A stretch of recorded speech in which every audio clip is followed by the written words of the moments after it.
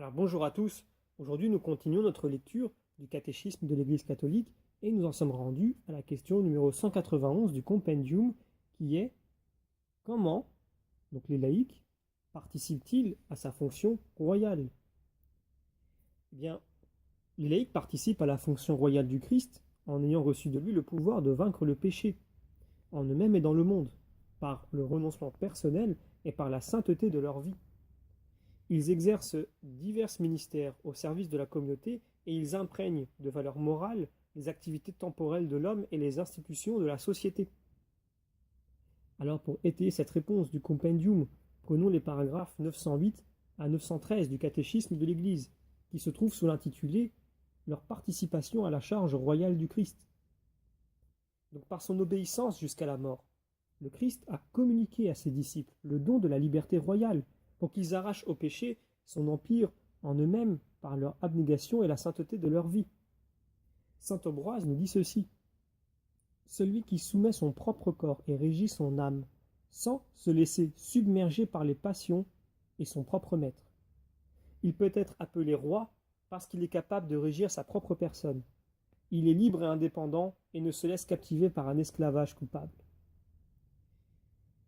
Donc, que les laïcs, en outre, unissant leurs forces, apportent aux institutions et aux conditions de vie dans le monde, quand elles provoquent au péché, des assainissements convenables, pour qu'elles deviennent toutes conformes aux règles de la justice et favorisent l'exercice de la vertu au lieu d'y faire obstacle, eh bien, en agissant ainsi, ils imprègnent de valeurs morales la culture et les œuvres humaines.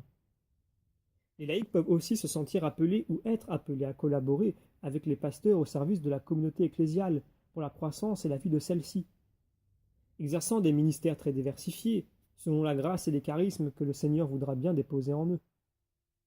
Dans l'Église, les fidèles laïcs peuvent coopérer selon le droit à l'exercice du pouvoir de gouvernement.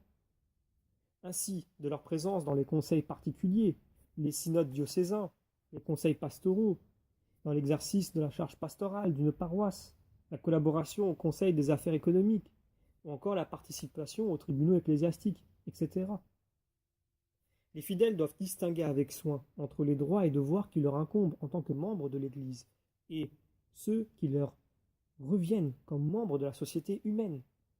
Qu'ils s'efforcent d'accorder harmonieusement les uns et les autres entre eux, se souvenant que la conscience chrétienne doit être leur guide en tout domaine temporel, car aucune activité humaine, fût-elle d'ordre temporel, ne peut être soustraite à l'empire de Dieu. Ainsi, tout laïc, en vertu des dons qui lui ont été faits, constitue un témoin et en même temps un instrument vivant de la mission de l'Église elle-même, à la mesure du don du Christ.